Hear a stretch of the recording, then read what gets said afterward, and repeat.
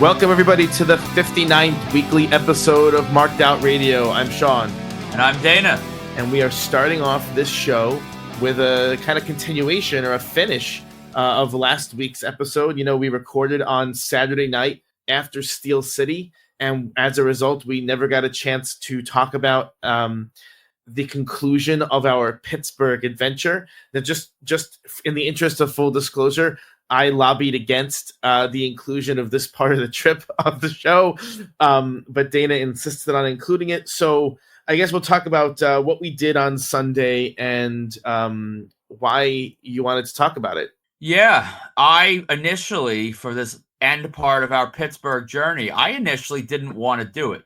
Greg was coming along with us, which was, it's always great to have an extra person, especially an extra person that you're friends with on a road trip like this. So I kind of, I humored him and said, sure, whatever, we'll do it. But what we were going to do was attend a museum Sunday morning in Pittsburgh proper rather than scenic Monroeville. And, my initial thought was, I'm not sure how you felt. I want to get on the road ASAP. The idea of going to a museum when we had like a 7.5 hour drive ahead of us was not on my real itinerary of things I wanted to do. I'm much more in favor of doing stuff when I'm somewhere rather than racing home. Usually, yesterday from Monster Mania was very different. I want to get the hell out of Dodge, but I wasn't terribly opposed to that. Honestly, I do find it funny that you talk about it being great to have someone along for the ride. You wouldn't have known any. I could have had the entire 1988 Denver Broncos in the back seat of my car on the way to Pittsburgh, and you would have no idea because you slept the entire time. But I was monitoring the situation. I kept hearing conversations, so I was able to sleep. I would have been wide awake if not. In one case, when I stopped to get gas about 45 minutes out of Monroeville, so we were almost to the show. And I get gas, and we get back in the car, and Dana is asleep instantly. Even in the final leg of the trip, which was crazy. But anyway, we went to the Heinz Museum, right, in Pittsburgh, and the goal there was to, well, there was some other things, but I don't care about. The goal was to check out the Mr. Rogers exhibit. So I guess there are a couple things before the Mr. Rogers exhibit that were kind of fun. There was some sports stuff, which I don't care about, but I guess, did you see any sports stuff that you found interesting? Yeah, I liked, as a baseball fan, there was not much Roberto Clemente, but there was a little bit. That was cool. And then there was some Barry Bonds stuff. I think my favorite exhibit was they had different bats, actual player model bats from different Pirates. And you could sort of hold it without holding it and see the giant tree trunks some of these guys were swinging, whereas Barry Bonds' bat was actually pretty small back then. It was kind of a normal size. It was pretty petite, yeah. Yeah. There was a tiny little exhibit that had Bruno Sammartino and Kurt Angle as a part of it, which is interesting. That was also smaller than I expected. Tiny, given you have two of the bigger wrestling legends from that city, but whatever. Then there was an interesting room with just ephemera from Pittsburgh and some really interesting quirky stuff, some creepy dolls and furniture and turn of the century clothing and stuff like that, which I like museums, so I like looking at that stuff. But one of the more interesting things that sparked a humorous only on Marked Out kind of debate was they had a cast of, so there apparently was a thing for a long time when someone noteworthy died, they would make a cast of their face, of their corpse, of the face of it. And so they had a cast of Napoleon's face on display. And so naturally we all took selfies with the cast of Napoleon's face and then debated whether this counted as a legitimate photo op with Napoleon Bonaparte. I wonder if anyone gave Ron from the Beach Shop this idea. But I digress. I mean, it's not really valid in the truest sense of the word, but I mean, it's humorous and it's probably as close to valid as one could get with a dead for 210 years historical figure. Yeah, I mean, it certainly brings up issues with photo op consent. I mean, I know I personally bum rushed the cast of his face so that I could get a shot before I got blanked. Yeah, I definitely didn't Zach Linder towards the heavens and ask for any sort of consent. But it was one of those things that it's one of those things that your conversation is really dictated by the company you keep in that moment. And so here it is, here it is, like, you know, a pretty cool historical artifact. You get to see what Napoleon's face really looked like, and we're goofing about photo ops, which is, I mean, par for the course, right? Yeah. So then we walked all the way upstairs to the fourth floor, I think it was. Fourth. It was. I'm pretty sure it was fourth. To the Mr. Rogers neighborhood exhibit. I think whatever. We all had we were kind of debating, you know, the role of Mr. Rogers in our upbringings. I remember those shows quite vividly when I was a little kid, and they had pretty decent chunk of the original set. They had the tree, they had the castle where the puppets were. They had 4 original puppets. They had like the porch from the exterior porch from the entrance to the house. They had an original. I think it was actually the foyer, because it was the inside. The porch would have been on the outside. Oh, it was kind of tough to. I don't think we ever saw the outside of his house. We only saw him walking in. Okay. They had original sneakers. They had a sweater, I think it was a handful of sweaters. They had some ties, some gear from some of the other cast members. It was a pretty comprehensive exhibit. Yeah, and you and I had the debate, as you alluded to before we recorded, about, you know, your argument was this doesn't pertain to autographs and photo ops. Like, why do our great listeners care that we went to a museum? And I made the argument, which I will make for you all right now, not exactly breaking news, but Mr. Rogers is dead. So, there's no chance to get a photo op. There's no chance to get an autograph anymore from him. So if you are someone, at least in my estimation, if you are in this hobby where you care about photos and autographs and things, especially when they tie into your childhood and your nostalgia, I think this is as close to anything that you can get with Mr. Rogers. You can get photos with this set. You can get photos with the puppets. To me, this was absolutely a hobby excursion. And I'll go as far as to say this was the highlight of a Pittsburgh trip that I was not super excited about. Even still, it wasn't a bad lineup, but there was not that one name that I was like, usually there's like that one name that completely like just tickles me and I'm excited to go to Pittsburgh for. This show did not have that. And this ended up being what I came out of Pittsburgh feeling like I'm so glad I went for this. It's such an interesting, I don't know, maybe a different way of looking at the world, but I feel like by that logic, any trip to any museum could be seen through the lens of the hobby. And I don't think that way. I don't know. I don't, it's kind of. I guess to me, it's because it deals more with, like, notice I'm not saying that about Napoleon. I'm saying that about Mr. Rogers. If you could find me another museum that had, which I think there actually is one in New York, that has a lot of like the Sesame Street stuff, like something like that, that's pop culture, I would argue, I would agree that I would see it through as a hobby sort of adjacent type of thing.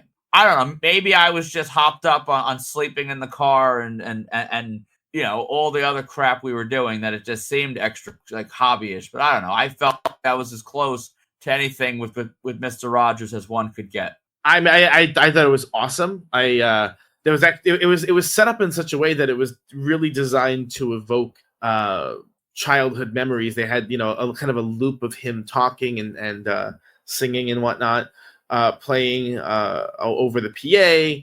It was a very cool thing. I liked it. I don't consider this to be like a photo op with anything. Really, it was as if I was in a museum. Well, let me ask you this one follow-up question, and that way we can move on from our museum discussion. Do you ordinarily take photos with museum exhibits? Sometimes, truthfully, like for example, when I went to Stonehenge, I got photos of myself in Stonehenge as opposed to just Stonehenge itself. Oh, I mean, of course, you have to do that. But That's more of a landmark than like a museum exhibit. These are distinctions without any meaningful difference. It's putting yourself in a particular geographic location, and that's kind of how I did it. And also, I kind of just did it because you guys were doing it too. But I didn't like. I don't know. I don't really see it that way. I just see it as it was a cool exhibit. It was definitely cool to see that stuff. But yeah, I don't know. I think we're largely splitting hairs about something that has no real meaning to anyone. So I don't know. Yeah. I think takeaway is if you go to Steel City in the future and you grew up with Mr. Rogers, by all means, check out that Heinz Museum. And hell, if you're a fan of ketchup bottles, I mean, I guess also go to the Heinz Museum. Yeah, there were some pretty. They had a lot of those ketchup bottles and giant ketchup bottles, and yeah, I don't know. Apparently, there's all kinds of things about Pittsburgh I didn't know about. So it's a city where pickles are important. I don't know, whatever. But it was a cool museum. Yeah, definitely. So that leads us to that was last weekend. That was a very, very, very, very, very exhausting trip. But of course, because the train never stops, this weekend was Monster Mania Cherry Hill. We did have a couple of user reports, reader reports, listener reports, whatever, from Monster Mania. Incidentally, both of them were named Zach. Both reports were named Zach. So Zach Linder got David Arquette and Judge Reinhold. He did make a note that Judge Reinhold was late getting to the table, but that his interaction was positive, and Arquette seemed to get a kick out of the fact that Zach had written for wrestling publications and showed him the article and stuff. And I hope I get his name right. Zach Chiera met Judge Reinhold as well. Judge was pretty popular. Also, a couple of guys from Friday the 13th, Part 3. Actually, I thought that I meant to ask you when we were there, but I was so tunnel vision on getting everything done and getting out. What you thought of Mike DeLuna's strategy of his people handing out trading cards as you walked into the show? It's an interesting one. I mean, I guess if even 10% of the people that got trading cards decided, hey, now I am obligated to get this signed, because what else would I do with it besides what I did, which was just chuck it into my cart, probably never to touch it again. I don't know. I would, if I had to guess, the money it cost him to print those up, he probably did not bring back to his table as a result of giving them out. But I guess I respect the attempt. How about you? I kind of feel the same way.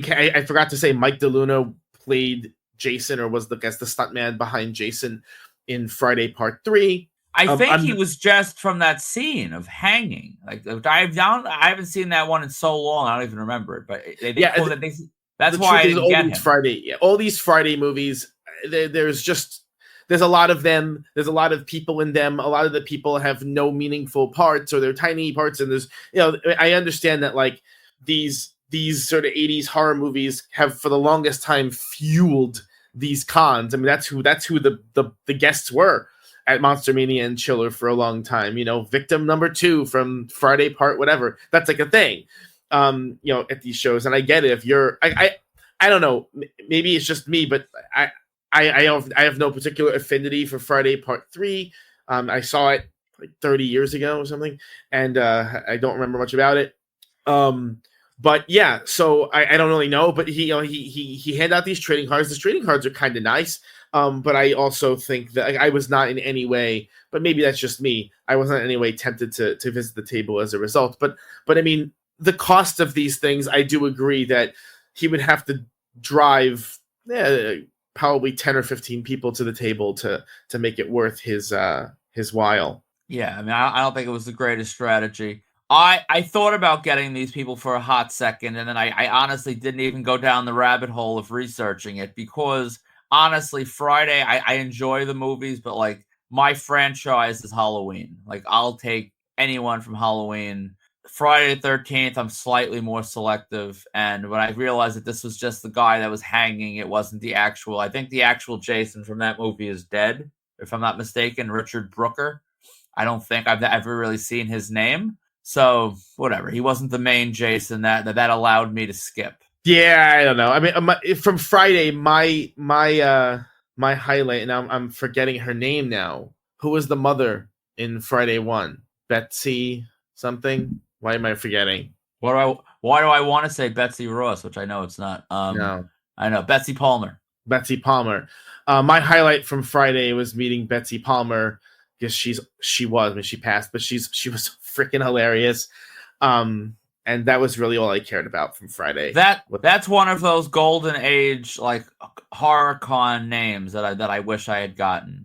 Like Haig and Palmer. Like there were a couple. Leatherface. I was going to say you really the only reason you didn't get them was because you refused to go to Monster Mania cons at the beginning. Whatever. I don't get it. I'll never understand what I was thinking. What are you going to do? Steadfastly refused because those guys they were almost every show. Maybe I'll find their death mask at some museum and get a photo op that way.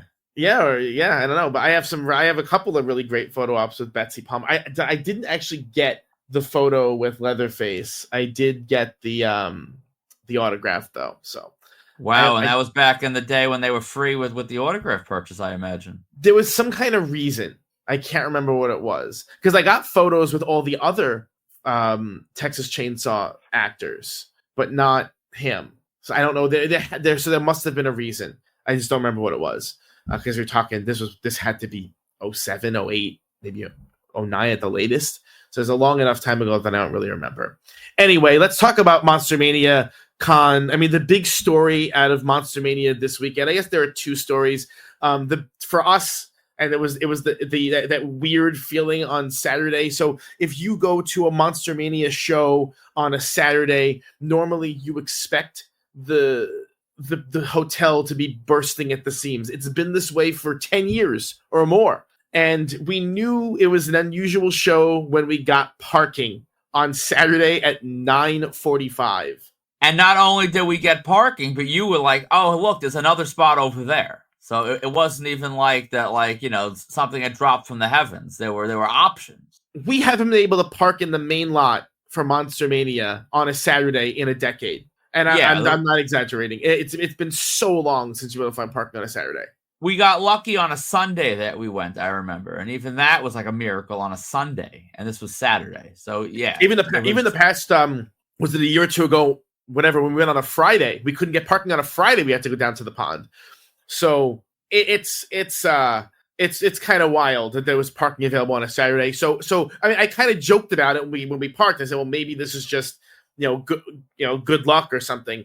And then we walked in, and at least where we were in the Riverside ballroom, I guess they call it, the Riverside room. The Riverside Pavilion. I don't know. Pavilion. Yeah. That's what it's, the Pavilion. The freaking room was empty. Which, listen. As far as we were concerned, I mean, it made our experience a little bit more pleasurable, but it was kind of crazy to see, kind of a little eerie. I, of course, posted with my trusty Meta glasses. I dropped a TikTok yesterday, recorded at 12 noon on a Saturday, and you see the room completely empty. I, of course, I asked the question of, was the event an epic fail, thinking perhaps we'll get some engagement from the Monster Mania loyalists who will want to hang us by our toes for even making such a claim. So, but I mean, we got there, right? And the plan was to because you had a bulk with Mitch from Hastel Toys to get Kevin Nash, and so the plan was to get Kevin Nash first, and then the other people were Luis Guzman, Judge Reinhold, and Joel David Moore. And so the goal was get Nash first because there were a lot of pieces, and then kind of work everyone else in, right? So you go for Nash first, and I see Luis Guzman is starting to get a little bit of a line. So I figured the move here is you do your Nash thing while I just hold space in line for Luis Guzman, thinking that I was going to try and triangulate and make the best of it and all this other stuff. It wasn't even needed. You're definitely the guy at the supermarket that's measuring lines. I think,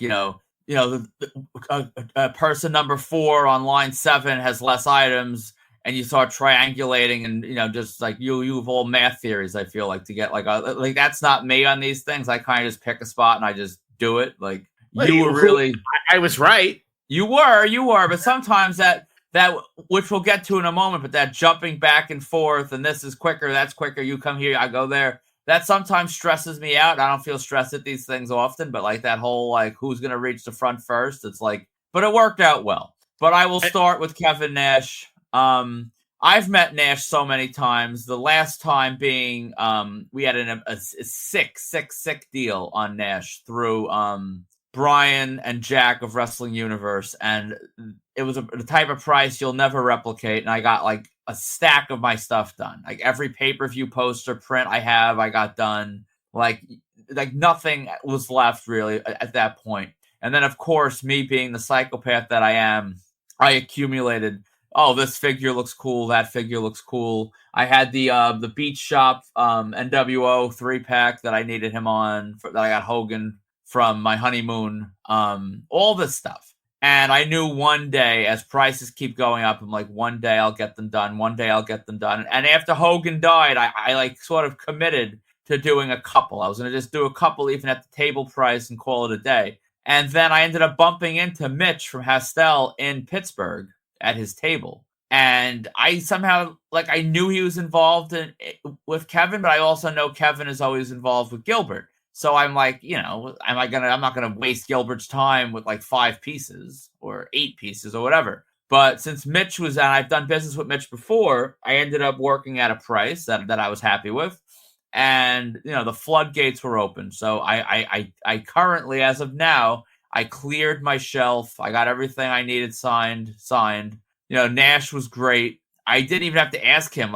Like you and I debated if it was in poor taste to ask him to do like a inscription in the absence of Scott Hall on the 3-pack. And he just hey-yo'd without me even like asking him to do it, which was nice. And him and I just BS the whole time about basketball, which I mean, I've been seeing now when I drop these TikToks, there's certain people that are like, why don't you ask them questions? And it's like, that's never my personality. I never want to be the guy to be like, what was your favorite movie role? What was it like to work with this person? Like, to me, those questions are just, they hear them a million times. I could find the answer if I was ever so curious to know them. But just BSing with a fellow hoops fan while getting stuff signed, honestly, just makes the time go quicker. So it was nice overall. And then so I was trying to get, you know, good line positioning for everyone else. This is actually, I might as well say it. So I made the executive decision late in the game to just not get anything done at this show.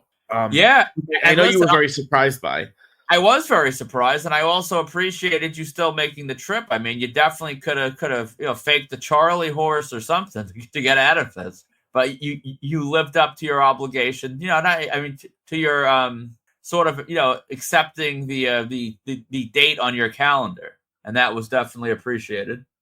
I looked at the names and I looked at the prices and I was like, what?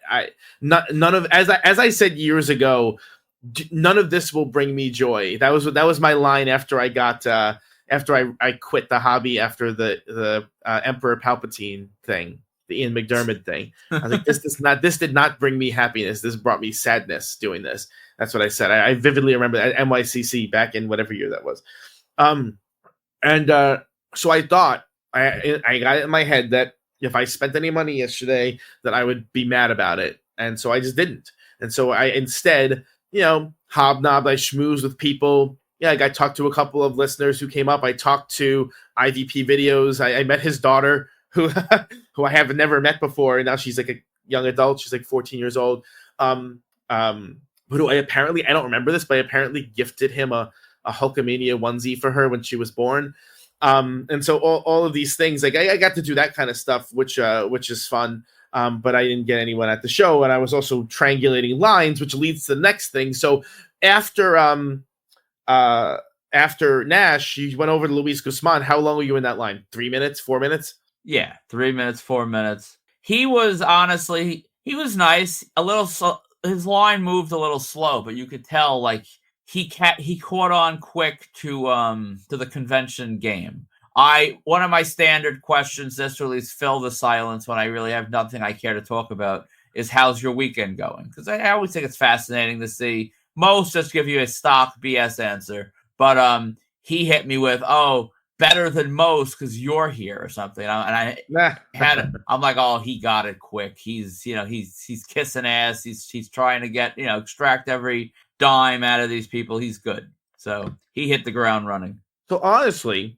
you were done with Luis Guzman by 10:45, 11 o'clock in the morning at the latest. It was very early. Yeah. And so I was pumped because I wanted to get the hell out of Cherry Hill and go home. And so I'm thinking maybe we'll get out of here by 11:15 because Judge Reinhold and Joel David Moore really didn't have any lines. So at that point, at around 10:30ish, 10:45ish, Judge Reinhold's people put a sign above his table that said, Judge will be here at 11. So I'm like, you got to be kidding me. Okay, fine. But what happened was that at 11, the line started to pick up. So I made the executive decision to get in line for Judge at 11, just to hold that spot, even though he wasn't there. And then I guess you were finished with Luis, and then at the same time, you got in line for Joel David Moore around 11:15 or so. Yeah. So the plan was I would hold one, you would hold the other, and whichever one came first, whatever. So Judge finally makes his way down, I want to say around 11:40 or so. Thereabouts, yeah. 11:30, 11:40. And so I'm not going to lie. It is absolutely infuriating when these people are not at their table. It's absolutely infuriating. And I think, truthfully, this is a combination of the dead crowd and kind of bad guests, I understand why the guests don't want to come down if there's no business. There's an ego component, there's a wasted time component, there's a pent-up demand component. I get it. But both of these guys, we would have been out the door by 11:15 had they just come down and sat at their damn tables instead of not coming down. Yeah, but I think, like you said, it really comes down to, I'm sure, if Saturday looked the way it looked, Friday was not much better. I mean, it wasn't better at all. I'm sure it was worse. So the logic was, and I guess to some level it's true, that if he comes down at 11:30 versus 10 o'clock, that 99% of the people that wanted to meet him are still going to be there. We were still there. You just sort of hit other stuff and then come back around that time. So you come down to a nice full line. Probably by the time he finished that line in totality, I imagine he then took another break for lunch. Then he came back with maybe another line had built up. That's all well and good when you consider your own needs and your own ego and the perception of popularity and success. But it's kind of lousy for the fans because, I mean, we didn't even touch the merchandise rooms, which, I mean, who cares? But, I mean, that was before you walk through the door. That's sort of what you said you were going to do with your admission and your time to give you some purpose. And that was gone. So it's just selfish and lousy for the people that come out to meet you to be that, late. If I am waiting in line for someone and they're working, even if they're slow and even if there's life stories, but they're working, it is what it is. I'm fine with it. There's nothing more frustrating than waiting in line for someone who is not there. That's the worst thing. These cons would work. All of them across the board would work so much better if people worked their full shifts instead of disappearing or coming or showing up late. It's just true. Or if the agents were honest about what time they were coming down, and it would just across the board be so much better. I don't know why it's viewed that these people can't just eat lunch at the table. Honestly, I mean, I get it kind of, but I mean, I remember when I met Tom Seaver at one of his last baseball appearances. He was scarfing down chicken tenders and fries right at the table. His fingers were greasy. He's handling people's items. He didn't care. It was actually appreciated in that regard because it kept moving. He was there. Like you come late, you take a lunch break, like all this stuff. It's like, come on. Yeah, I mean, it was annoying. There's no other word for it. It was very annoying. And then humorously, Judge Reinhold was super slow at the table. So even though I had pretty good line position, Judge came out before Moore did. But we swapped when Judge came out, figuring that you'd get Judge first, then you'd come back in Moore. But Judge was so damn slow, and there were lots of life stories going on that Moore's line ended up being faster, and so we had to swap again. But all was well because it ended up working out that you did more, and then you came back, and by the time you got back into Judge's line, you were like, I don't know, maybe 3 or 4 from the front, and then you got Judge, and that was the end of it. Yeah, that line parabola that you made definitely worked. I mean, so I was not part of these interactions. How was Moore? How was Judge? Moore was nice. I mean, again, I didn't even have my metas on at that point, so I have no video of that. But like, I didn't have questions to ask him. So, it was my standard stuff. He was fine. He hit my Hatchet print, which, by the way, you're the one that put me on to Hatchet. I was surprised you didn't get him. But that's the new you. You've actually changed. You are a changed man. But he was nice, and Judge was nice. He was very slow. There were a lot of people that had the life stories. And I don't know, like at first I was like looking at him because I thought maybe he had like suffered a stroke or something a few years prior. He was very, very slow with the handwriting. Like he wrote fine, but it took forever. And I was like watching him. I'm like, oh, is he like disabled in some way? But he wasn't. It was a slow writer and signer. Inscriptions, forget it. He took forever on those. Yeah. So all in all, I mean, from my vantage point, Judge seemed very nice. Moore seemed engaging, but a little bit more superficial. But they were both late, which means I don't like them. Very late. And the funny thing is, Zach Linder pointed out that Judge was late on Friday as well. And so this is just one of those things that is a pattern of behavior. In other Monster Mania news, as we were waiting in line to get into the show, we saw on social media that Paige/Saraya, former WWE and AEW superstar/star/whatever, cancel at the last minute, using the reason that there was a medical emergency involving her dog. And they were, interestingly, so that was posted on one of the Facebook groups by the Monster Mania admins. And naturally, because of the way these fan groups work, is that tons of fans flooded it and were like, "Oh, we feel so bad for Saraya's dog." Oh, and you just want to just die when you see something like that. I don't know. I do anyway. When you see people making excuses for other people's bad behavior, but then good old Terrence from Legends of the Ring, who was on this show, he pointed out that Saraya was very difficult to work with, and dishonest. And he did it in that way that only Terrence can. And so it was kind of funny because people were arguing with Terrence about, Saraya. Oh, you can't say that. Her dog, I would cancel too if my dog was sick. And then, Terrence said, "You'll see." And lo and behold, we did see, because yesterday evening, photos hit social media of Saraya out on the town in LA with wrestling friends Shotzi Blackheart and Scarlett. They were out on the town, and so clearly those two were in town in LA, and she decided to blow off Monster Mania so she could hang with them. And incidentally, do you know what happened to her video where she apologized to Monster Mania fans because her dog was sick? I assume it got deleted? Mysteriously. Funny how that happens. Are we sure that Saraya, Scarlett, and Shotzi weren't all at the emergency animal hospital? I mean, look, it is possible. I hear that Shotzi is moonlighting as a vet tech, but that was my thought. So I thought maybe, but I mean, look, listen, it is what it is. She most of these excuses are crap. I mean, there's genuine emergencies that happen, but you gotta.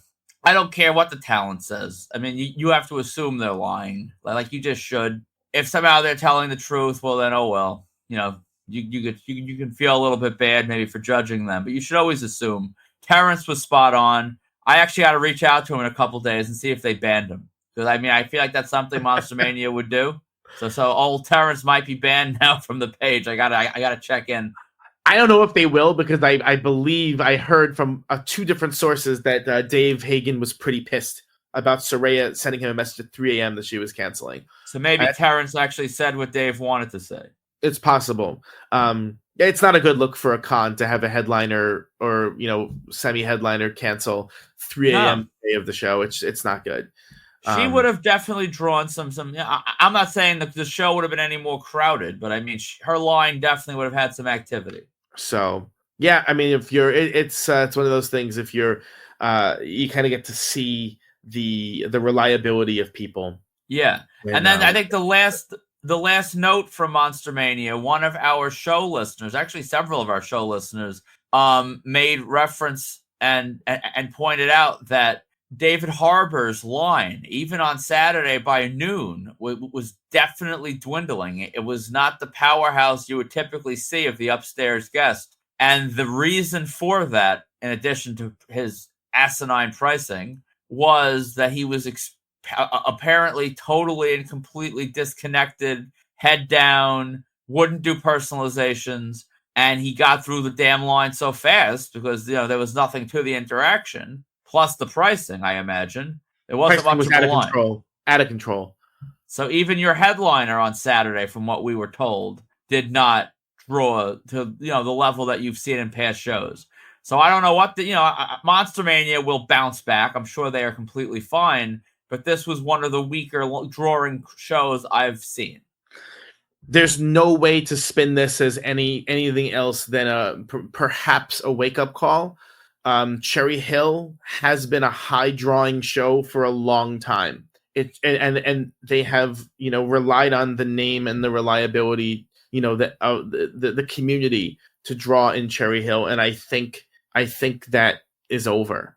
I mean, they did have a high profile cancellation. Samantha Henratty canceled down the stretch because of it. I mean, she actually did have an emergency surgery, but I don't think she was packing the, I don't think she's that.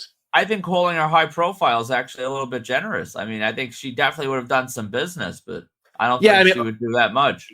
Overall, the lineup just wasn't that compelling. No. And it's a shame because I love Monster Mania. I've been a fan of that con for a really long time. But this was just a weak show. It was just a weak lineup, and it was honestly scary.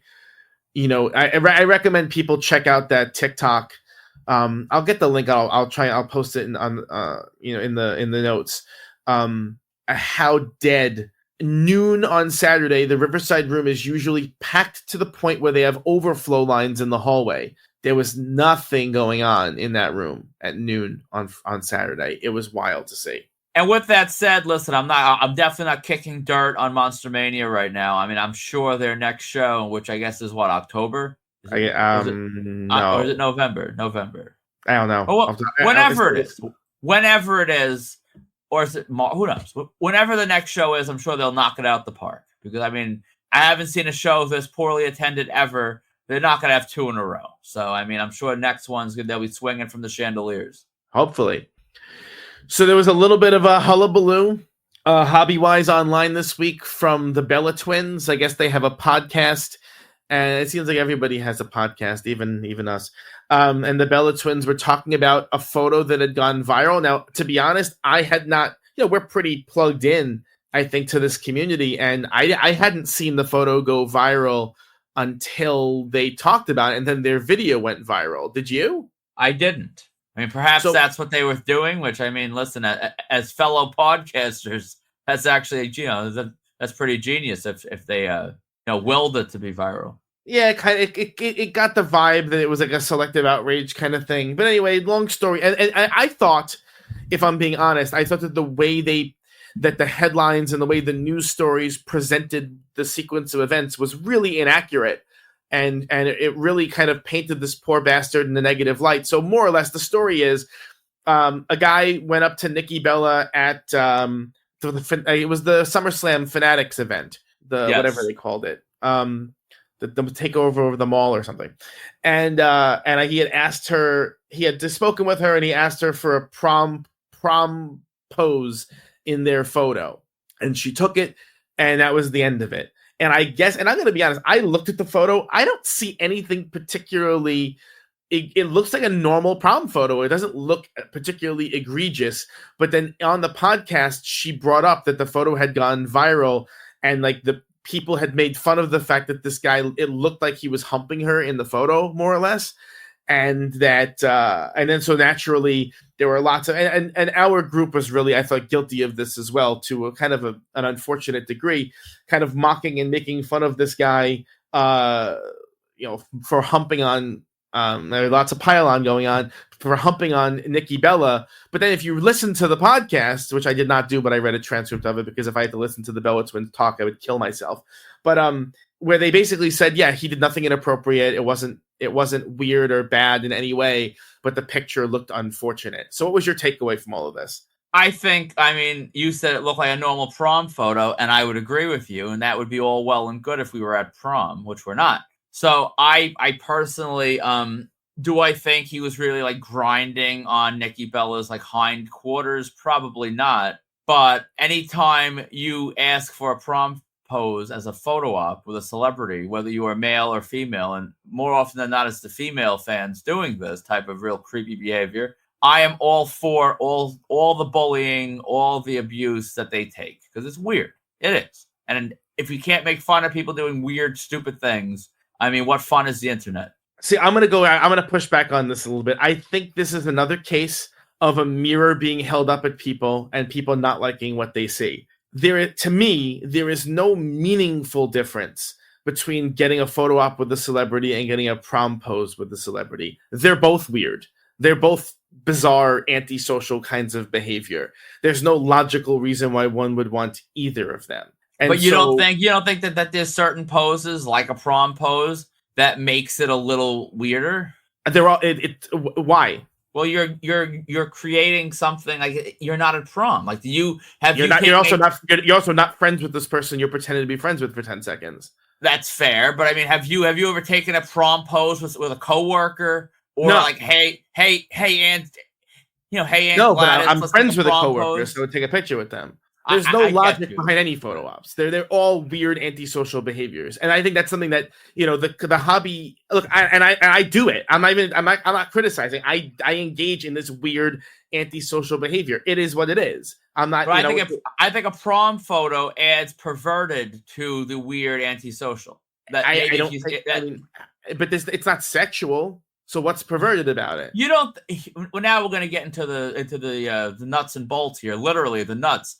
You don't think that this guy derives some pleasure from smashing his crotch up against her ass? Like, come on. I think there's a lot of people who are trying to project something that's in their own heart when they see something like that. Would I do this? Never, because I derive nothing out of it. Do I? And we can analyze why I derive anything from a normal photo op, and I'm not sure I can give a good answer because people have asked, and I'm not sure the answers make sense. And I think a lot of us, when confronted with the logic of these things, really can't give good answers. And so we look at someone who's maybe a little bit weirder, whether it's, this guy doing the prom pose, whether it's Todd the Bod taking the bed photo with Sonny, and we kind of cast aspersions on them. We make fun of them because they're even weirder than we are, but it's all part of the same weird soup, in that there's no reason to take a photo with a total stranger and pretend that they, that it's some kind of an engagement, an interpersonal engagement, when we know in our heart that it is not. It's fake. That is fair. But I just think it's funny that the pile-on is it's so many of the usual suspects of the hobby who are just like, he's weird, he's this, he's that, and they all do weird stuff. I can point to all people doing weird stuff. My final point on it is, let's look past this guy. Maybe he kept a social distancing buffer between his hog and the ass. He may have. Who knows? But let's look at the women at Creation that do the same prom poses. At the end of that photo op session, they got to come with a mop. So like they are deriving something from it of a sexual nature that you should not be deriving from a photo op. I mean, you say you should not be. I say that's what these guys are selling. It's very clear that's what they're selling. There's a reason why when you go, and we've talked about this on the air. There's a reason why when you go to Wrestling Con, all the girls who are no names, who are nobodies, are walking around in athletic gear, and they're walking around in wrestling gear, right? It's because otherwise no one would give them the time of day. No one's going up to them for their thrilling conversation. and their unique insights into the state of the universe. Okay, they're going up to them because they like the way they look, and there's some degree of sexual interaction in that way. Let's not pretend, that's what a lot of this is. I mean, a lot of these guys, the Jared Padalecki's and the Jensen Ackles, they're throwing it around to get these unfortunate women back over and over and over again. This is thinly veiled, maybe meta. It's not prostitution. It's like meta prostitution, almost prostitution of the mind. But that's obviously what it is. And that's they're attracting that audience. That's why they pretend to like them and interact with them and like their stuff on social media. That's all this is. And I don't care.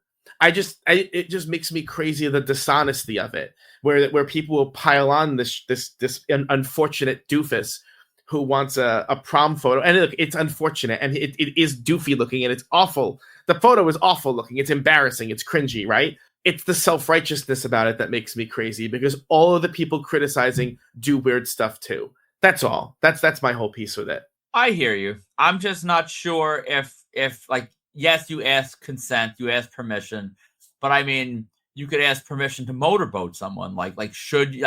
Just asking permission is not necessarily enough of a get out of jail free card. Should people and talent and guests, should they be asked to have to say no to certain things that sort of maybe cross the line as far as like contact? As the Bella's song goes, you can look, but you can't touch. I mean, I don't know, but I hear you. I do hear you, and I think even Nikki Bella realizes that just the idea that maybe I too can get a prom photo with Nikki Bella will sell more photos to more of these pathetic losers, and that makes her more money. So I mean, I'm not crying, for any victims here, but it's weird, and I'm not going to defend someone for being weird. I mean, look, my point of it is it's all weird. I agree. All weird, and that I think one of the things that, for example, the sunny bed photo, and I feel like we haven't even dug into that nearly enough.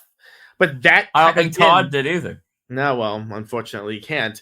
But I think the sunny bed photo really holds a mirror up again to the people in this hobby, because it's just, and that's why they made fun of it so aggressively, because these things hold a mirror up to them. And that's a fascinating bit of human psychology. Honestly, I feel like Todd is the extreme of the same behavior. And I don't want to go deep. I'm going to make this one comment and move on. I think the sunny bed photo was probably one of the more honest photos. Like, I'm sure this guy would sort of spin the Nikki Bella prom photo to be just fun and whatever. Like, I think I can't speak for Todd, but you're taking a photo. You are in bed with Sunny in like lingerie. Like that was nothing but like some sort of like lap dance, like softcore, like sexual stuff. Like that's what it was. And it was what it was. They chose to get it. And, if anything, I have less problem with that because,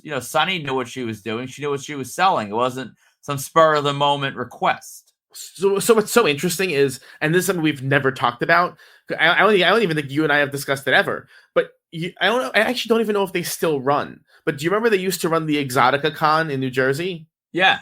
So those cons were with adult stars selling nude photo ops with people. And of course, they would never be posted in our groups for obvious reasons, but that's sort of the natural conclusion to this, right? You see your favorite adult film star on video or whatever, and then you go to Exotica Con, you pay them the money, and they sign autographs, and they would take topless photos and things like that with attending fans. So we could probably get them posted if we actually make it Whip It Out Wednesday instead of Wicked Inc.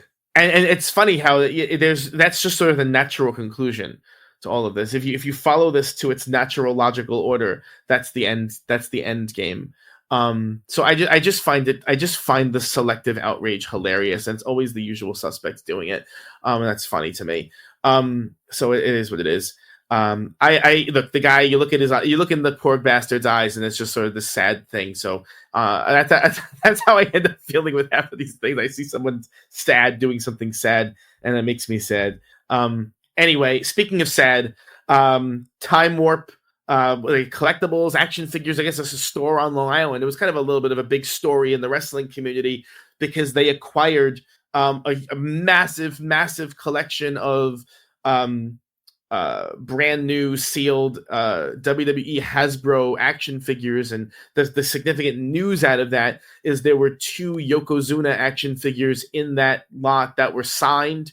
Yokozuna autographs that are authentic don't pop up that often in the community. Yokozuna signed Hasbro figures pretty much don't pop up ever. It's just an incredibly rare thing. So their post on social media got a lot of traction, and pretty much instantly, Brian Myers, the former WWE superstar, now podcaster on Major Pod, he snapped those up at an undisclosed price. Yeah, a store like that, I think, has their Rolodex of the collectors. I think most of the collectors that are probably on that Rolodex or in that Rolodex are ones like Myers that have channels, and they provide this store with a lot of publicity. So like Myers buying these Yokos is going to come with a vlog, and it's going to be publicity for the store. But these Yokos were beautiful. It was both the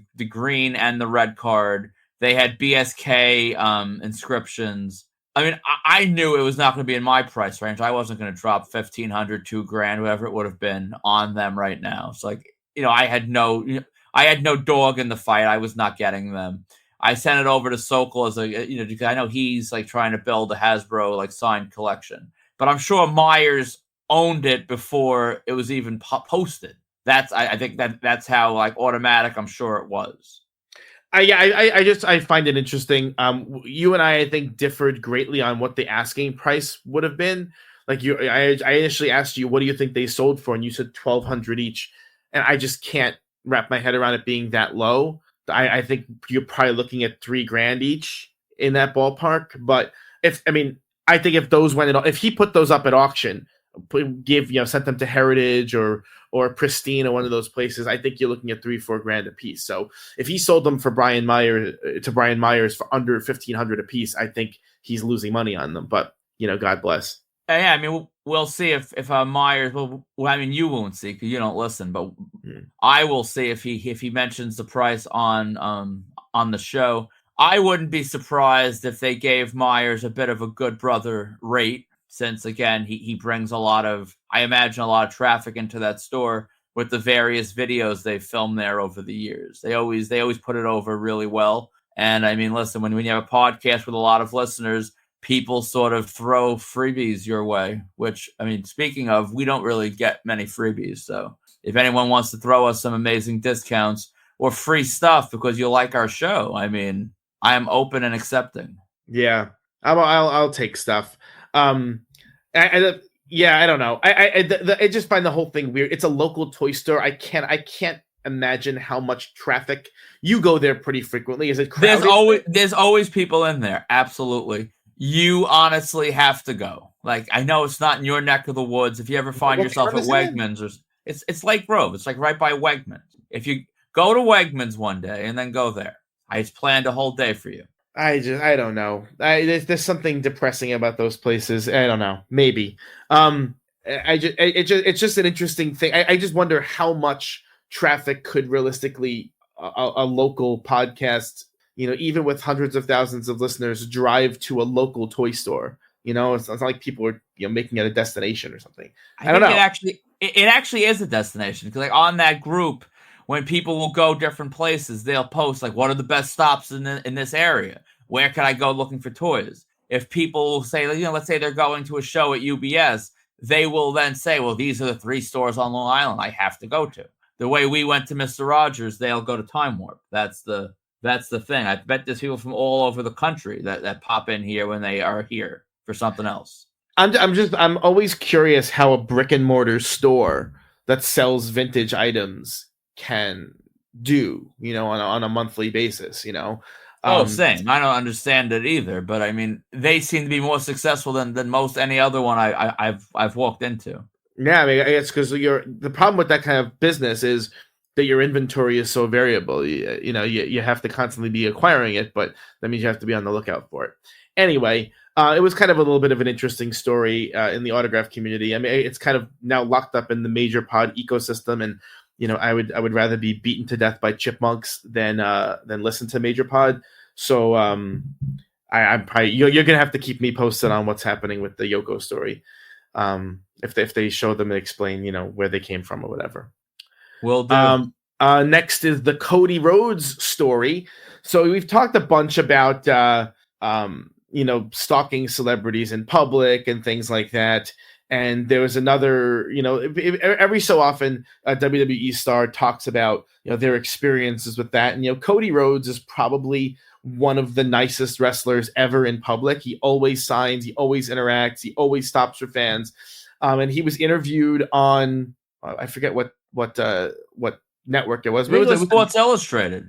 Yeah, it was a major network, and basically asked if he's ever mean. And so he has something interesting to say about that, and I'm going to play his clip now. I always sign at the airport, always. But if I'm by myself and I've flown into an airport off-site, that the only way you would know is if you looked up my manifest, and that's what you tell me right before I sign, that is definitely going to come with a snarkier version of me. Nonetheless, still signed. But why? Why? You shouldn't sign. It's very simple. It takes more time for me to explain, hey, this is shady. It takes more time for me to, you need me to sign 30 pops with a paint pen and write the American Nightmare? That, I'd rather just get through as quickly as I can and get to my next objective. So what do you think of the thing that makes Cody mad?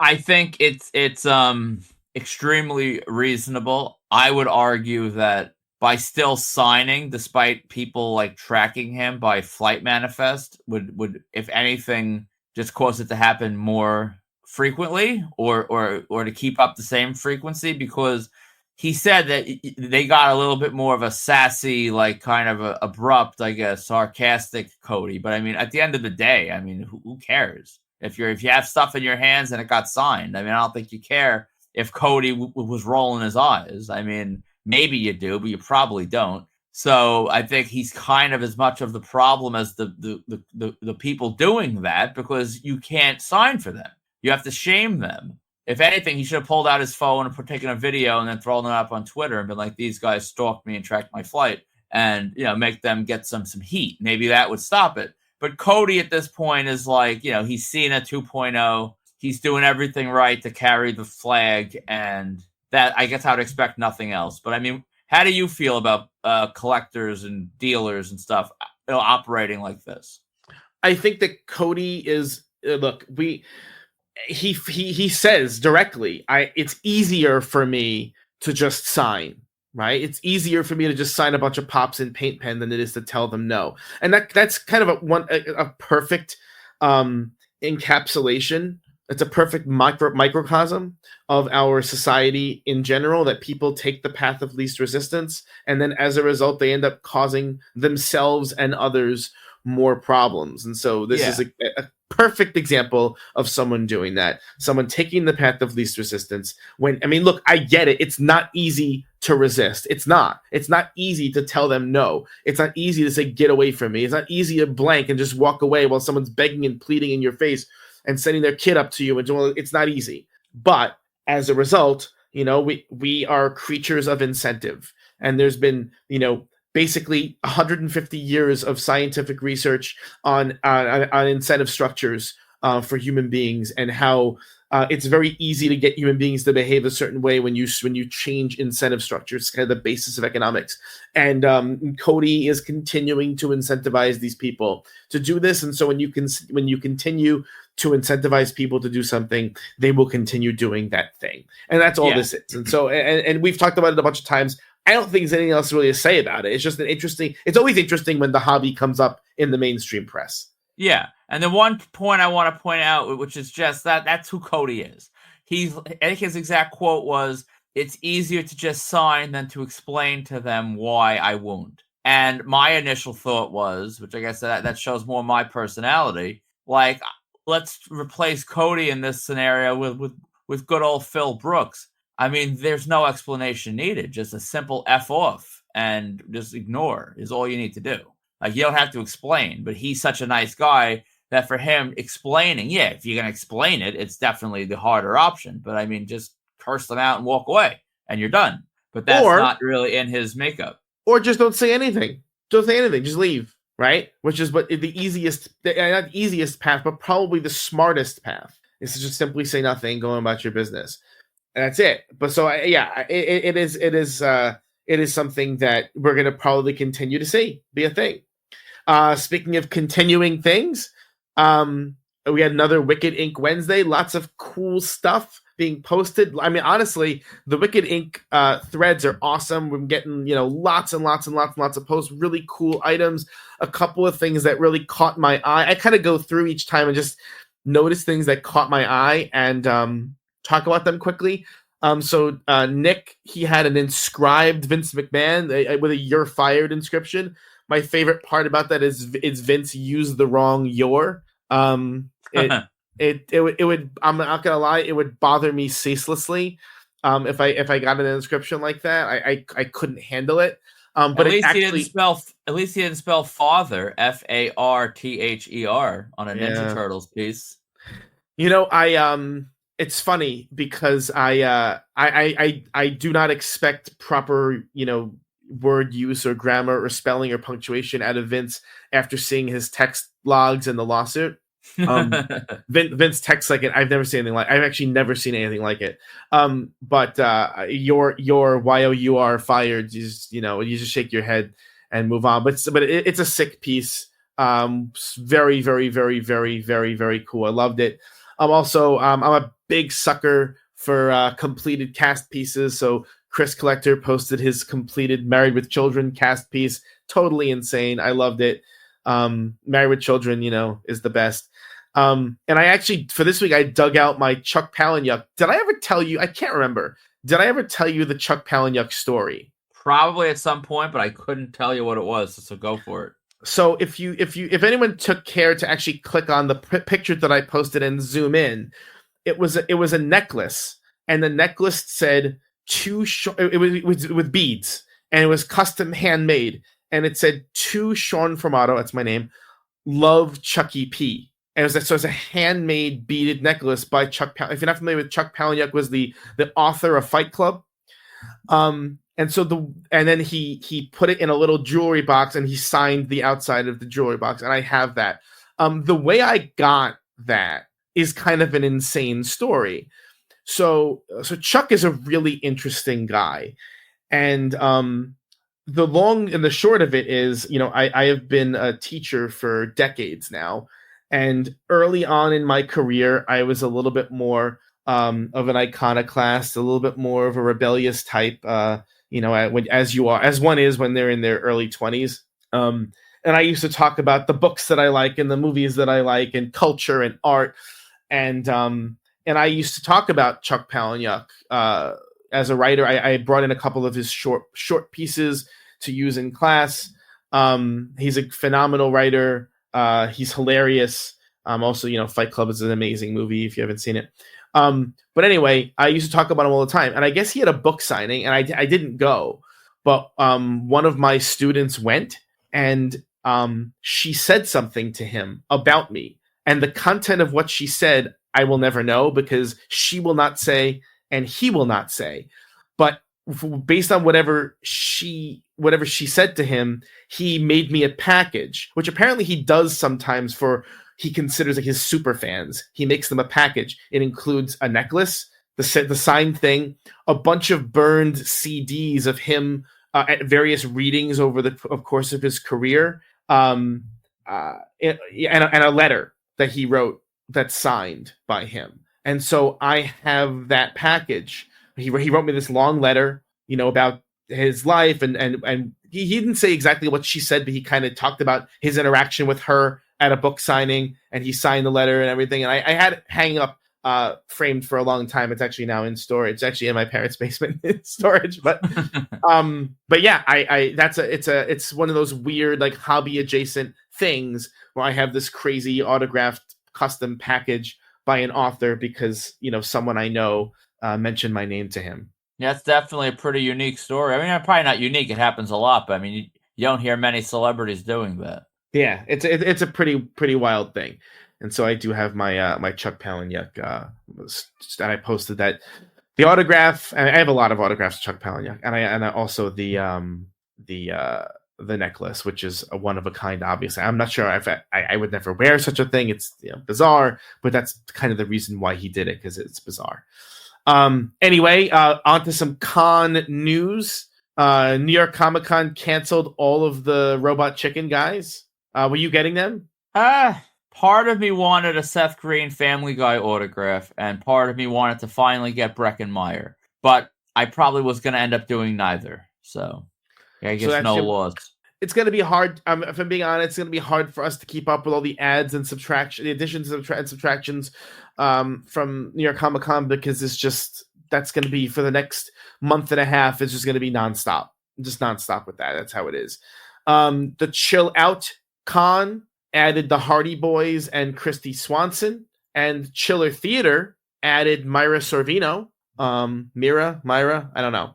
And she's been there a few times, but she's still kind of a big-ish name for Chiller, but that's pretty cool.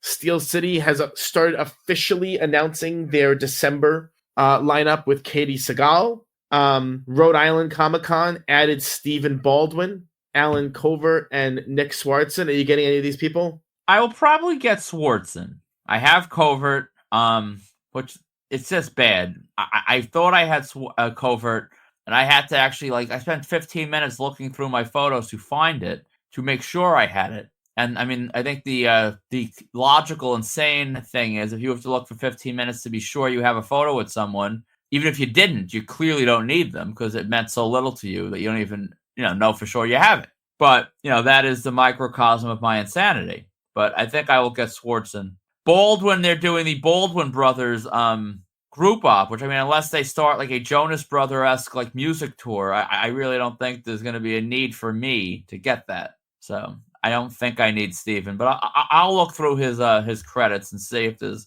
something I'm overlooking. How about you? Nah, it's a no for me. I don't even know what these guys are from, so Swartzen's in the Sandler universe enough where I'd like to have him. So that's counted as a negative for me, as you know. But yeah, none of these guys. Also, I guess kind of interesting news in the wrestling world. New York Comic Con added Karrion Kross and Scarlett, and then Big Event actually just before them also added Karrion Kross and Scarlett. But there's interesting news coming out of the Wrestling Observer newsletter and Dave Meltzer that it's the kind of chatter around our neck of the woods is that the Karrion Kross and Scarlett booking fees are unusually high for released talent, which is getting people whispering that they're not really intending to take too many bookings. What are your thoughts on that?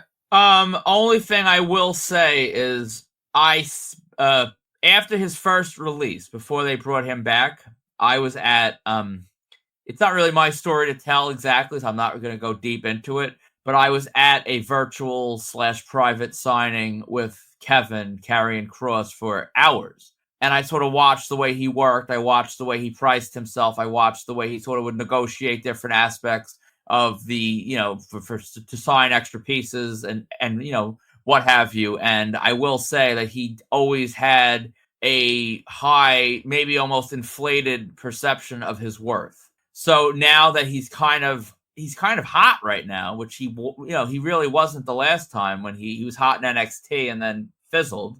It wouldn't blow me away that Kevin would have this idea that he could charge this price that would be deemed almost to be fake because it's so crazy. So him having that opinion of himself wouldn't shock me, but it also, there's enough things being said from the different sides that makes me think this could be a work. Or it could, maybe if not a work, that all signs point to him re-signing and he's just sort of going through the motions here to sort of build up suspense.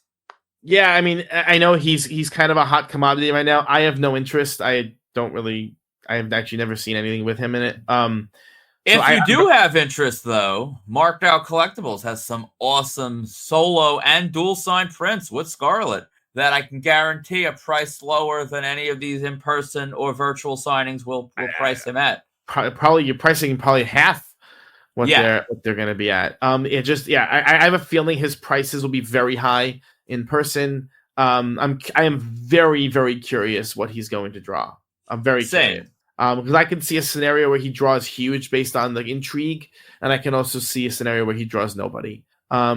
I think the problem is, and I don't want to go deep on the cross rabbit hole, but he just did the book tour, which was somewhat affordable. I mean, he has that one thing. I think it was at one of the stores where it was like, I don't know, like $50 an autograph or whatever. But I mean, he was at Bookends, and if you just wanted a photo op, you could have gotten it for, I believe, the price of a book. There was nothing extra in there. So it's kind of bad timing that you just go on a book tour, you get released, and now you're charging hot commodity free agent con prices. There's a lot of people that just got your Bookends op, and it's like, well, I'm not going to drop $100 now on a photo op, but we'll see. We shall.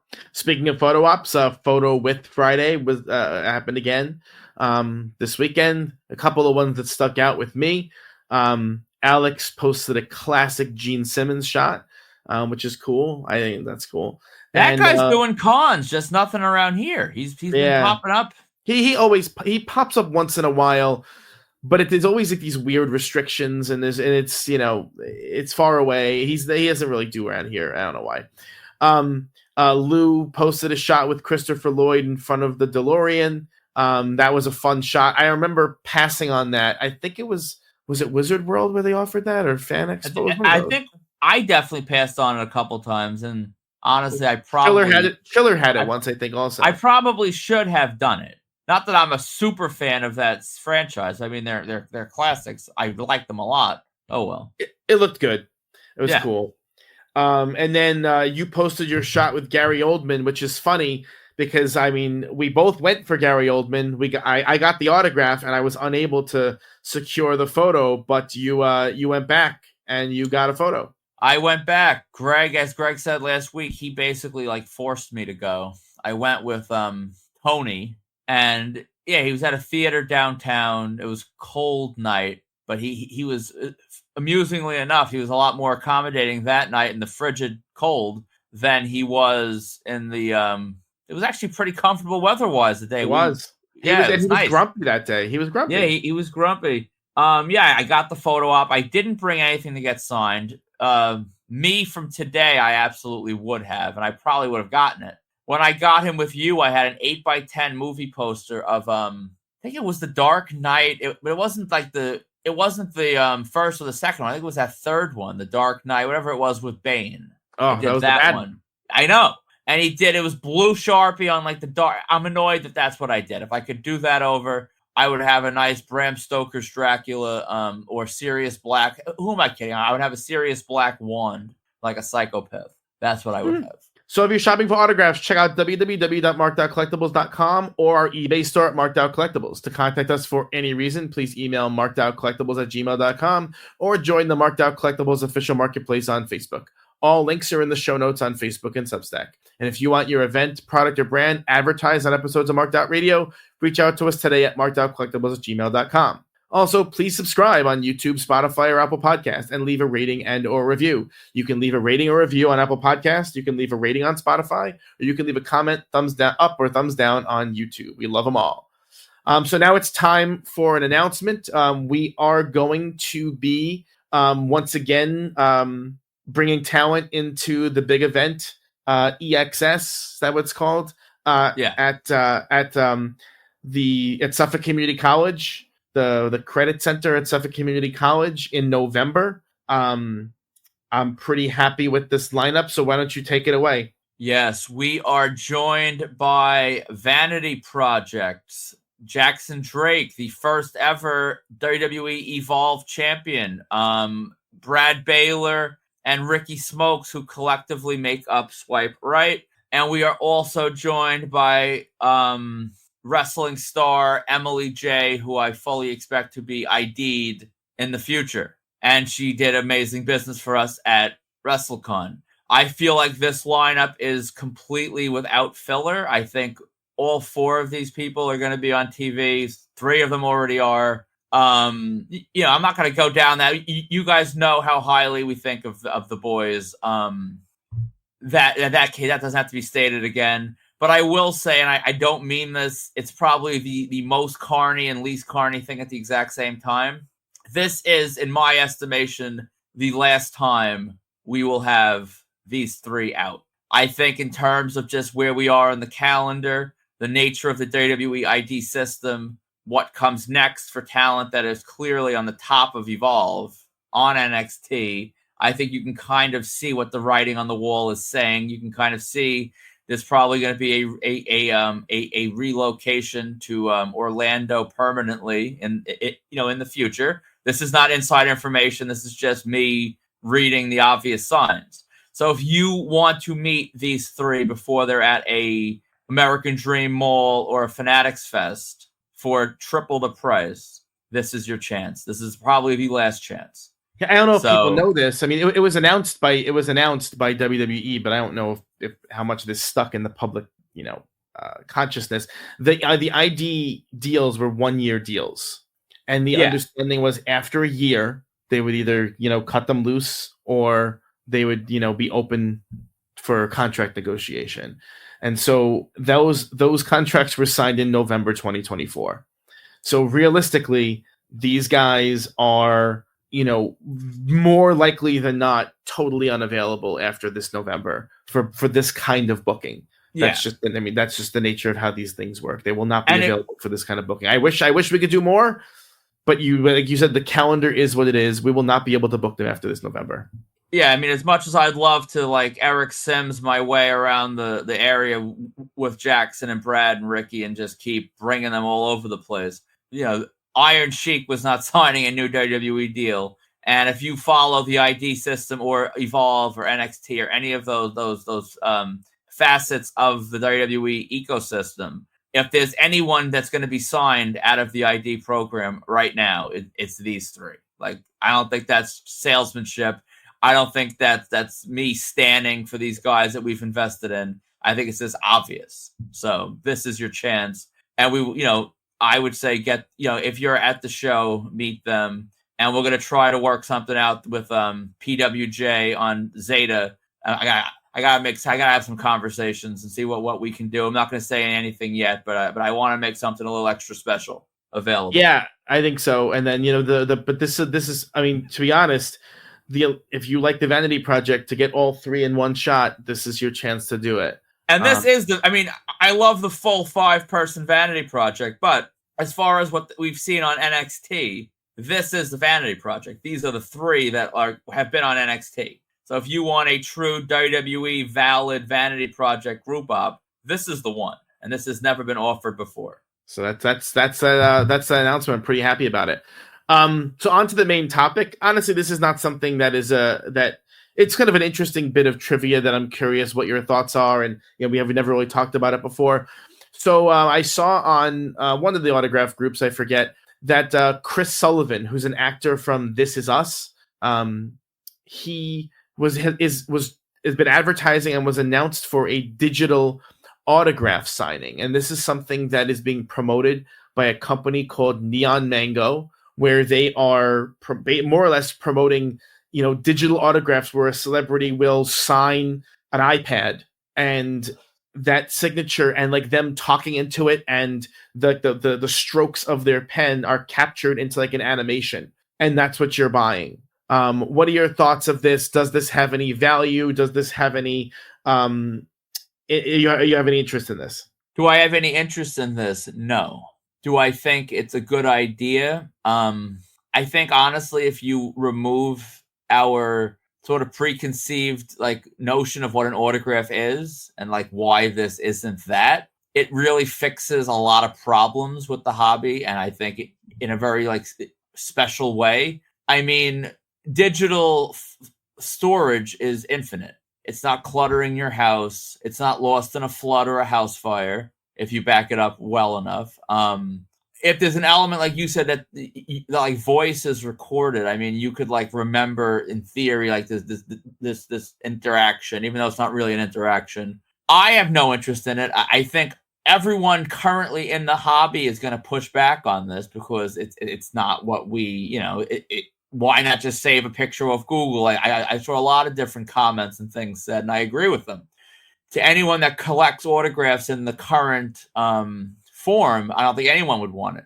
But I think there's a chance this would appeal to a whole new flock of people that maybe don't collect currently that would say, "Ooh, this is cool." Because think about it, you had NFTs. There's a lot of different like digital stuff. I mean, hell, Bitcoin. There's so much now that like digital is king, even though we typically think cash is king. I think it's a great idea. I kind of wish I had it. I wish I got this company off the ground like Charlie Hunnam did. Do I think it's definitely going to be a success? No, but I think there's a chance it's going to carve out its own little like spot in the ecosystem. Yeah, so this particular company, again, this is one company pushing it. It was founded by Charlie Hunnam and some venture capitalist guy.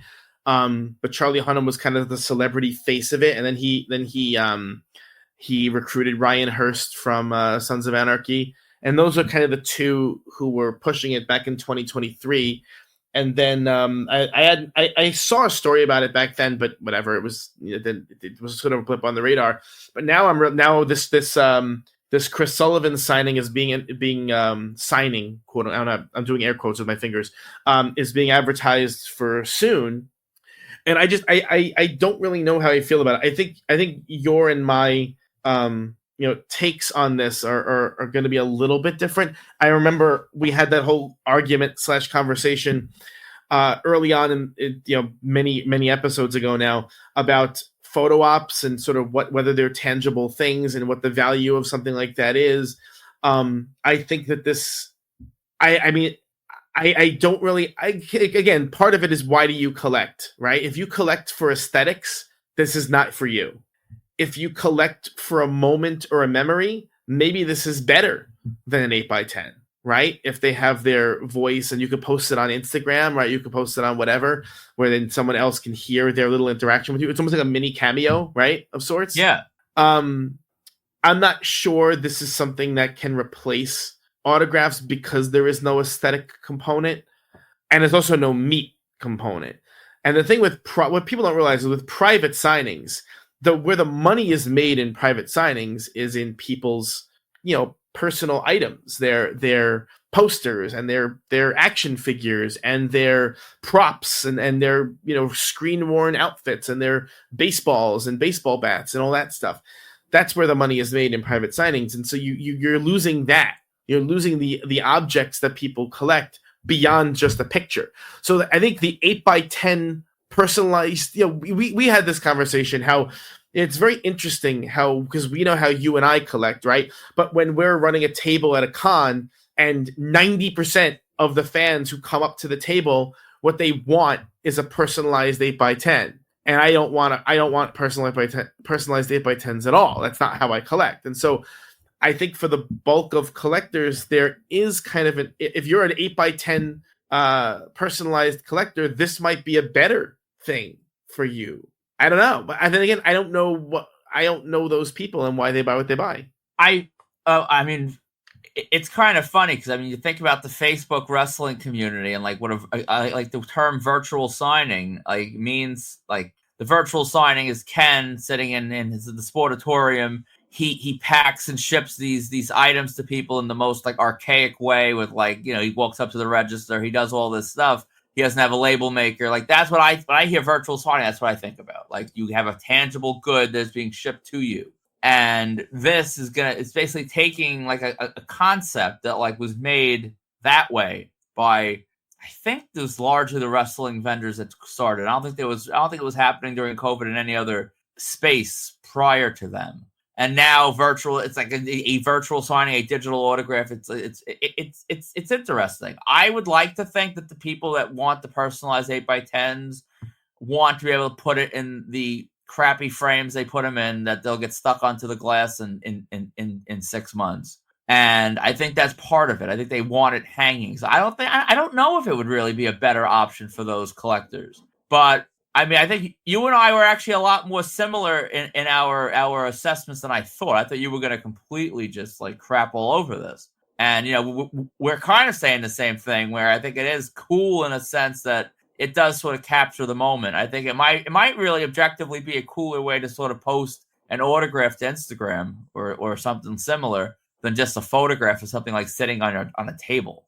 Yeah, I mean, I guess, part of it, I think, will be shaped by how online clout continues to be part of our culture. If it continues to grow as an importance in our culture, I think something like this will become more prevalent. If it declines in our culture, which it very well may, I mean, it's hard to predict the trajectory of culture in a lot of ways, then this kind of just be a bizarre footnote in history. You know, I mean, it's kind of like the photo op thing, right? Photo ops are what they are now because of the online communities and the clout posting and stuff like that. If that kind of declines as a cultural, as a cultural touchstone, then it's not going to be as prevalent. So yeah, I don't know where we're going to go. Is this something that appeals to me on any level? Absolutely not. Half the stuff that I get, I forget to post anyway. I was actually realizing how much stuff I have that I never posted. So for me, it's not that. So why the hell do I do it? I don't even know. I probably should. I think there's a very real chance this sticks around. Because I know what you're saying, that the ebbs and flows of culture is hard to sort of hammer down and predict. But I mean, if there's one thing I feel is probably as fundamental as the sun rising in the morning, I think it's that humans are going to want clout. I think even before internet, that's why people would buy a car they couldn't afford, to park it in their driveway and their neighbors to envy them, and all this stuff. The form that it takes. So MySpace was the biggest thing in the world, and then a year later you wouldn't caught dead signing in, right? And so and what that looks like, because the form has to be able to accommodate this structure. You know, whether the animated file that they send has to be able to be. That is fair. If TikTok sort of takes over and Instagram goes by the wayside, then this is not really suited for TikTok exactly. Then the meta glasses kind of thing would be more of a. It really depends on the direction our culture goes in, like anything else. So, I right now, this is posted in one of the autograph groups, and it was met with sort of general mockery and disdain, which I expected. I expect if we post this topic to our Facebook group, it will be met with general mockery and disdain. I don't think that's a crazy prediction. Listen, it makes me start wondering if there's a way we can start marketing digital autographs. I wouldn't even know where. The problem is there's a technology behind it. That's where the venture capital. And one of the things is, once you have a venture capitalist, and I start rolling my eyes and I can't deal with that. It's gross. But you have to have the technology piece, because that's, for autographs, the idea is it has to be provably unique and provably authentic. And one of the things about this company, Neon Mango, that's what they like, their file format or whatever. I didn't look into the technical details because I'm not going to buy one of these things, but maybe I should buy one just to look at how it's presented technologically. I'm curious though how you can prove its uniqueness, but I digress. Any last thoughts on this topic? Yeah, I'm waiting to see how the forgers out there are going to come up with Andre the Giant virtual autographs. Sure. I mean, when AI will be able to generate these interactions. That's the thing. There was AI. One of the complicating factors here is that AI will be able to generate these interactions for us. There was already a pretty funny photo on Monster Mania fan group this morning where someone was like, I couldn't afford the photo op with Eddie Furlong, so I photoshopped my friend out and myself in. And you looked at it, it's a pretty damn good job.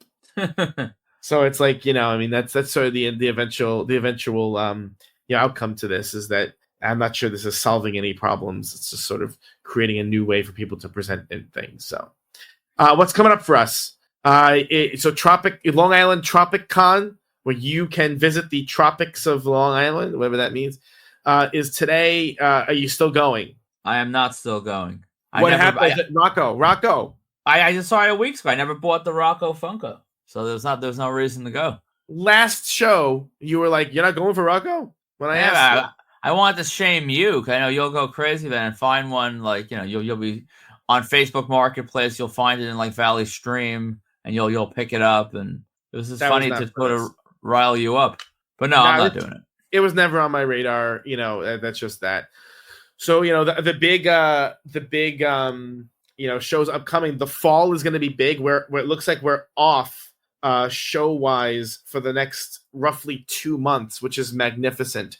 To have 2 months with no cons before the fall rush is wonderful. We're off. I mean, I'm sure something will change, but like as of right this second, I have nothing until Charlie Sheen on September 19th. Yeah. The only caveat is that there is that show that Jack of the Wrestling Universe is doing, and Marty Jannetty is there with Eric Sims, and I do have some stuff. I might have to hit up old ESS and try to set something up with Marty. That's September 6th. I do need Marty. And the fact that Marty is still alive is honestly shocking. So the time may be now. Yeah, that's a pass for me, but you have fun with that one. Hasbro's, bro. Hasbro's. Did you buy the Hasbro? Not yet. Time is running out. I gotta see. Yeah, maybe Time Warp has some that Myers didn't snatch up. Yeah, listen, we're not advertising anybody unless we're getting paid for it, okay? Yeah, so that's it. I mean, we got the fall is filled with stuff, which Sheen, NYCC, Chiller, Chill Out, Reese Witherspoon, Rhode Island. The fall is crazy. So we'll look forward to stuff happening then. So if you're shopping for autographs, check out www.markedoutcollectibles.com or our eBay store at Marked Out Collectibles. To contact us for any reason, once again, email markedoutcollectibles@gmail.com or post to the Marked Out Collectibles official marketplace on Facebook. So we have 2 signings now in November, not just one. Mike Tyson is still happening at Big Event. But also, if you can't make it to Big Event and you want something from the Vanity Project or Emily Jaye, we'll have options to order shortly once you finish with all those designs and once we get new photos from the boys to put up for order. And also, I want to just do a quick shill post right here. We got a bunch. This is probably the worst kept secret since Greg mentioned it, and I think I mentioned it the week before. We were part of a private signing this weekend with Sting, the icon Sting, the man who is doing his last 6,000 appearances this year. He's appearing everywhere. I think his last Dairy Barn appearance in Spokane, Washington is coming up in a couple of months. But in any case, we have some really sick stuff. We have 11x14 metallic dual signed Sting and Great Muta. We've been sitting on these since our Muta signing, and these are crazy. I dropped them on eBay. They'll be hitting the Facebook group today. We have other Sting solo prints. We have some awesome Sting stuff with photo proof. You absolutely want to check that out if you are a fan of Sting. And we also are going to have a little announcement for next week's podcast episode. Go ahead and make it. You brokered this one. Okay. Next week, listen, it may be August. We're talking dog days of summer. It may be hot outside, but we are going to chill out on Marked Out Radio. We are joined by friend of the show, Tom Unger, the maestro behind Big Event New York. He has 2 conventions right now, both in the fire at the same time. That is tough. That is a tough job to sort of juggle. But he is coming on. He wants to talk about basically the formation of Chill Out, get a little under the hood with the issues with Chiller, why Chill Out is needed. We're going to try to ask him some questions that I think we all have. I personally want to hear what he has to say about Cosmo Kramer. So I'm telling you right now, I will be asking that. And I'm going to open it up in a few days to listener questions. Tom last time was pretty much an open book. So, I mean, I think that pretty much anything is going to be fair game. Last time he gave me nothing that was really off limits, and he's told me nothing now. He's excited to do it. We're excited to have him, and it's going to be a fun episode next week. Yep, I'm looking forward to it. I really am. So tune in next week for our interview with our second interview, round 2, with Tom Unger from the Big Event New York. So for markedout.com, Marked Out Collectibles, Marked Out Radio, I'm Sean. I'm Dana. And chill out with us next week.